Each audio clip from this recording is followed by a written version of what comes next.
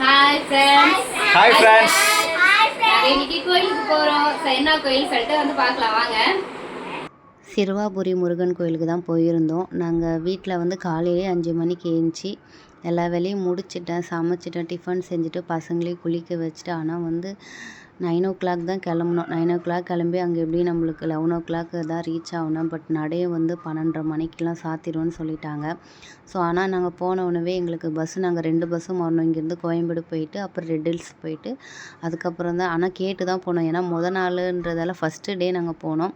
ஏன்னா எல்லாருமே நானுமே கேட்டவளுக்கு எல்லாம் அக்கம் பக்கத்தில் எல்லாம் சொன்னாங்க, கோயிலுக்கு இந்த கோயிலுக்கு போயிட்டு வந்தால் நல்லது அப்படின்னு சொன்னாங்க. நானுமே முருகன் கோயிலுக்கு வேண்டுதல் வச்சுருந்தேன். என்னோடய வேண்டுதலும் நல்லபடியாக வந்து சக்ஸஸ் ஆச்சு. ஸோ அதனால தான் நானும் போயிட்டு சாமி கும்பிட்டு முருகனை தரிசனம் பண்ணிவிட்டு.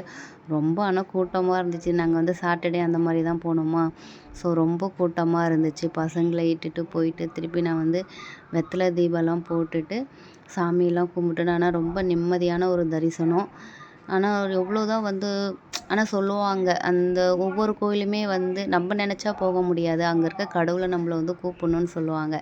ஸோ அந்த மாதிரி தான் எங்களும் இன்றைக்கி சிறுவாபுரி முருகன் கோயிலுக்கு எங்களை நீங்கள் வரணும்னு சொல்லி எங்களுக்கு அந்த மாதிரி ஒரு வாய்ப்பு கொடுத்ததால நாங்கள் வந்து இன்றைக்கி போயிருந்தோம்.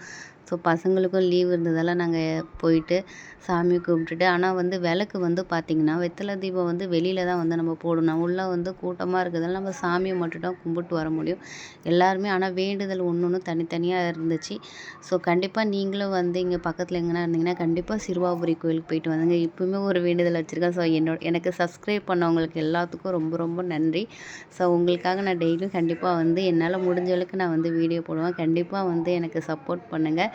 நம்மளுக்கு எல்லாமே முருகர் கண்டிப்பாக துணை இருப்பார். ஏன்னா நம்மளோட வெற்றி நிச்சயன்ற மாதிரி தான் நம்ம எப்பயும் முருகனை நம்ம ஃபஸ்ட்டு ஸ்டார்ட் பண்ணுவோம். ஸோ நெக்ஸ்ட்டு விலாகில் பார்க்கலாம். பாய்.